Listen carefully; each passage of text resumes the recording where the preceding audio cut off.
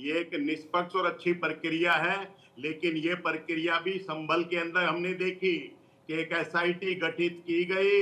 SIT ने जिन चीजों को, जो उनके क्वेश्चन थे, उनसे अलग जाके एक रिपोर्ट पता नहीं किस तरह से आई, लेकिन विधानसभा में टेबल होने से पहले मुख्यमंत्री जी और उनके लोगों ने उसको जग जाहिर किया कि पॉपुलेशन ये हो गया है, परसेंटेज ये हो गया है, ये हो गया है। तो जिस काम के लिए एसआईटी गठित की गई थी, या तो एसआईटी उस काम से भटक गई, या आपको लगता है कि मौलाना तौकीर रजा की तरफ से जो कहा गया वो उकसावे वाला था कि नहीं था? आदेश भारद्वाज जी, जो टेबल पे करने से पहले पार्लियामेंट, क्या उकसावे वाला था कि नहीं था? जो तौकीर रजा ने कहा उकसावे वाला था कि नहीं था? ये जो मानसिकता सरकार में, आदेश जी मैं क्या सवाल पूछ रही हूँ, की दिक्कत है। आदेश जी मैं क्या सवाल पूछ रही हूँ? मैं पूछ रही हूँ जो तौकीर रजा ने कहा, क्या वो उकसावे वाला था कि नहीं था? तौकीर रजा जी ने जो कहा, इस सरकार के पास सारे तंत्र हैं, पुलिस निष्पक्ष तरीके से काम कर रही होती है, सरकार के पास आईटी और दुनिया भर की इंटेलिजेंसी है।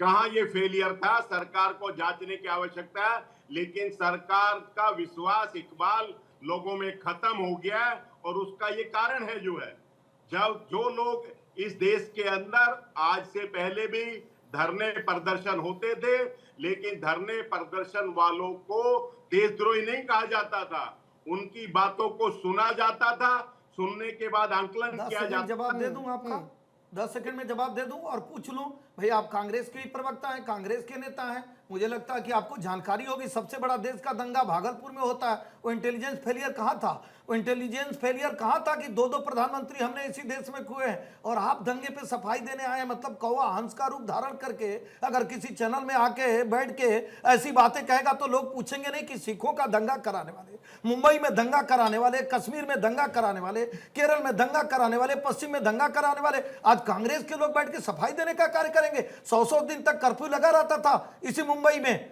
और आज जब एक दिन भी कर्फ्यू नहीं लगा तो दर्द हो रहा है। मैं पूछ रहा हूं, मोहब्बत में नफरत कहां पे है? कौन कहता है कि जहां 163 लगी हो, धारा 144 लगा हो, आप नमाज के नाम पे इकट्ठे हो, और उसके बाद मैं तो सैकड़ों बार कहता हूं अपने अल्लाह, अपने ईश्वर, आप आई लव यू इंडिया कहिए ना, आई लव यू इंडिया में ही आई लव यू संविधान आ जाता है, और बाबा साहब के संविधान में उसमें जो है राम भी है, उसमें रहीम भी है, तो कहिए ना, कौन मना करता है? 100 बार कहिए, 100 बार कहिए, कौन मना किया? और मोहम्मद कहने में समस्या है क्या सिंह साहब? मैडम आप बताइए, सितंबर के पहले क्या लोग अपने मोहब्बत को, अपने राम को, अपने रहीम को प्यार नहीं करते थे?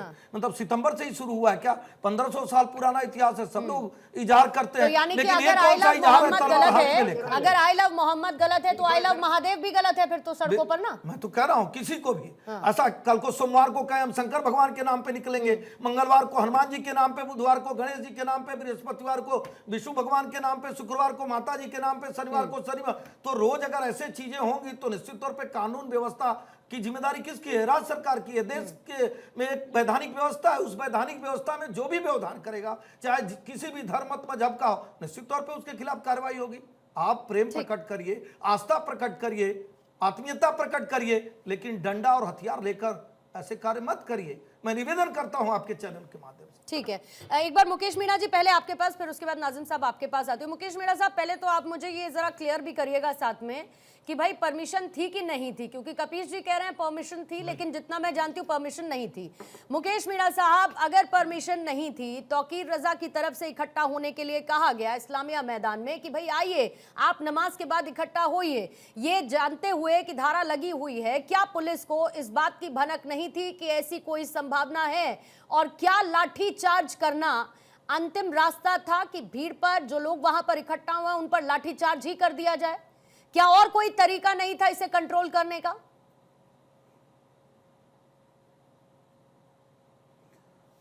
जब ये इंसिडेंट हुआ था तो उसमें पुलिस को उनके ऑर्गेनाइजर से, उनसे सबसे बात करनी चाहिए थी, क्योंकि इसमें ऐसा होता है कि एडमिनिस्ट्रेशन और पुलिस की तरफ से बातचीत होती है ऑर्गेनाइजर से, और अगर उसने कॉल दी है तो ये ऐसा तो हो नहीं सकता कि पुलिस को नहीं मालूम हो। ये तो इंटेलिजेंस अगर है, उनको नहीं मालूम तो इंटेलिजेंस फेल्योर है, लेकिन पता होगा। तो ऐसे केस में वहाँ बात करनी चाहिए, वहाँ भीड़ इकट्ठी होनी चाहिए, वहाँ प्रॉपरली सब जगह पोस्टर्स पुलिस को लगाने चाहिए और लिखना चाहिए और माइक भी लेना चाहिए और बताना चाहिए कि आप लोग अगर इकट्ठा होकर दंगा नहीं कर सकते। उसके अलावा जैसे भी आप देखो, फ्राइडे की जब जो भी नमाज होती है उसके बाद पूरे कंट्री में हर पुलिस फोर्स को एक आदेश दिया जाता है कि आप बिल्कुल वॉच रखें, क्योंकि इसमें काफ़ी वो इमोशनल होते हैं। तो उसके बाद अगर इस तरह की जो अब जो उन्होंने आई लव मोहम्मद लिखा, इसको लिखने में कोई प्रॉब्लम नहीं है, क्योंकि ये लिख सकता है, कोई पोस्टर इस तरह के लगा सकता है, कोई भी उसको प्रचार कर सकता है, अपने भगवान को प्यार करने के लिए खराब, वो कोई परेशानी नहीं है। पर इशू ये है कि उसके नाम पर आप इकट्ठा करो, चलो ठीक है आप इकट्ठा करो, नमाज पढ़ लो, उसमें भी कोई प्रॉब्लम नहीं है। लेकिन उसके बाद अब हिंसक अगर आप वायलेंट हो जाते हो तो वायलेंट होने के बाद तो फिर पुलिस को एक्शन लेना ही पड़ेगा, क्योंकि और कोई चारा नहीं है। लेकिन इसमें उससे पहले हिंसक क्यों हुए इसके बारे में एक इंक्वायरी होनी चाहिए कि एक इमोशनल इस तरह का क्या हुआ, क्या इस तरह की सिचुएशन आ गई कि ये लोग हिंसक हुए, क्या उनको हम रोक सकते थे, क्या पुलिस या एडमिनिस्ट्रेशन से कोई अफसर उनसे बात किया, कितना किया, ये तो सारी इंक्वायरी में आएगा।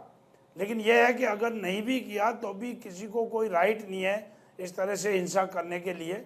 ये तो पुलिस उसमें इन्वेस्टिगेशन कर रही है और एक्शन होगा। मुझे SIT भी गठित की है, उसमें सही पता चलेगा कि कौन क्या है।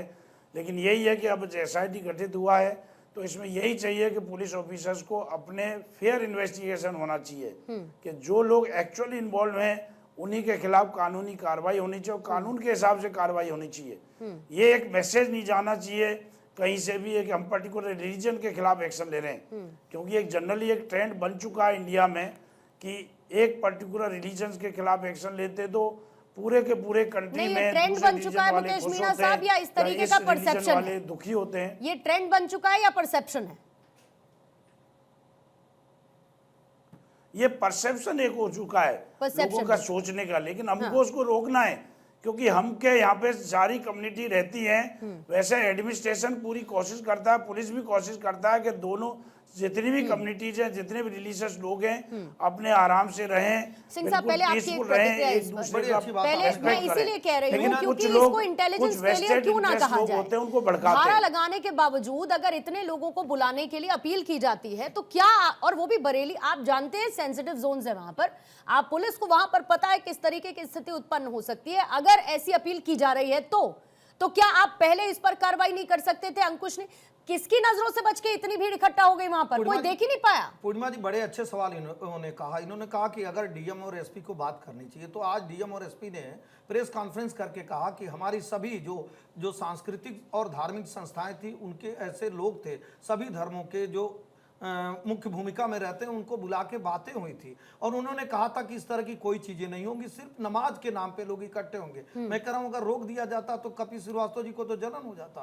कि भाई हमारे लोगों को तो ये नमाज ही नहीं करने दे रहे हैं। नहीं, सभी लोगों को अपने धर्म, मुझे लगता है कि मैं जिम्मेदारी से आपके चैनल पर एक बात कहना चाहूंगा कि ये ऐसी पारदर्शी, ईमानदार, जवाबदेह जनता की सरकार है जिसमें हर धर्म को हम प्रतिबद्ध हैं कि वो स्वतंत्र रूप से अपनी धार्मिक आजादी को पूर्ण कर सके। लेकिन हम इस बात के लिए प्रतिबंध है कि वो कानून अगर कोई हाथ में लेता है तो किसी भी धर्म का हो, धर्म पे आधारित कार्रवाई नहीं, कर्म पे आधारित कार्रवाई करने के लिए हम प्रतिबद्ध नहीं। तो एक एग्जाम्पल दूंगा, क्योंकि इन्होंने 2-3 बातें बहुत अच्छी तरीके से, एक आपने इंटेलिजेंस फेलियर कहा, उसको भी मैं कहता हूँ, कोई अगर इंटेलिजेंस फेलियर रहता तो वहां पुलिस नहीं रहती, वहां पुलिस थी और हल्का बल प्रयोग, यहाँ पे बैठे हुए मुकेश मीणा जी, 144 में 163 में हल्का बल प्रयोग किया जाता है। मुख्यमंत्री जी ने भी कहा और प्रवक्ता होने के नाते मैं भी कहता हूं, कोई भी ऐसा निर्दोष व्यक्ति जो उसमें नहीं था उसको नहीं फंसाया जाएगा।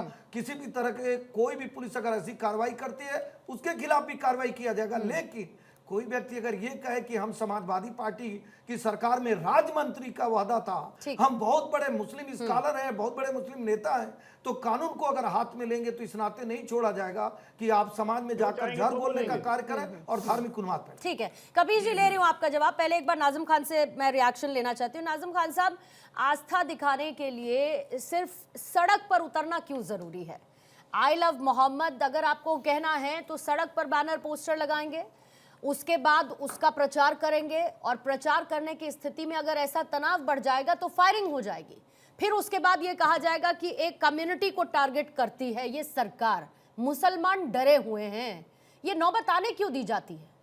हाँ पूर्णिमा जी, देखिए आई लव मोहम्मद हम कहते हैं, पैगंबर इस्लाम को बेइंतहा मोहब्बत करते हैं, और देखिए भारत का संविधान भी हम लोगों को परमिशन देता है, और उसी तरीके से जो हमारे हिंदू भाई है वो आई लव महाकाल कहते हैं, उनके भी आराध्य हैं, उनका भी हम सम्मान करते हैं। लेकिन अभी आपने कहा कि एक कम्युनिटी को टारगेट करने वाली बात, बिल्कुल आपने सही कहा। आपके इस सवाल का मैं जवाब दे देता हूँ कि अयोध्या में कोई भी मुसलमान नहीं रहना चाहिए, ऐसा ये भी एक भाजपा के नेता ने कहा। उन्होंने कहा कि यहाँ मंदिर की नगरी है, यहाँ कोई मस्जिद नहीं रहनी चाहिए, भाजपा के नेता ने कहा। और उससे पहले के अगर आपको याद हो, अभी कौन से तलवार, नेता ने कहा हाँ भाजपा के? देखिए अभी विनय कटियार जी का बयान है, ताजा बयान है। और दूसरी बात एक और मैं कहता हूं कि अभी कहा कि इन्होंने तलवार लहराएगी। देखिए इस जो इसके अंदर तो तलवार की बात आपने करी, लेकिन आगरा के अंदर जो तलवार लहराई गई उस पर आपने बात नहीं करी। नहीं, मैंने कहा फायरिंग हुई। हाँ नहीं, भाजपा के प्रवक्ता हैं एहसन साहब ने बोला था तलवार के बारे में, एक नहीं दो बार। और तो तीसरी बात अभी इन्होंने ये कहा कि देखिए यहां पर सर्व समाज का सम्मान होता है, लेकिन फतेहपुर में मकबरे पे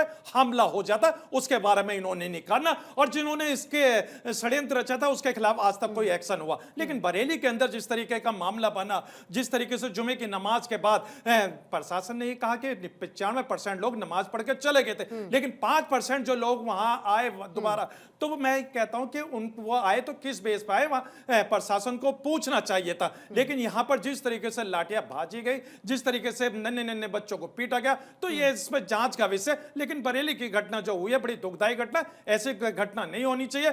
हमें तो बड़ा दुख होता है कि जब ऐसी घटनाएं देश के अंदर होती है। लेकिन मुझे तो सीधा सा एक सवाल भाजपा के प्रवक्ता जी से पूछना, क्या अब आप नहीं चाहते कि भारत के अंदर मुसलमान रहे? अगर रहे तो फिर ये किस तरीके का बयान है कि अयोध्या के अंदर मुस्लिम नहीं चाहिए?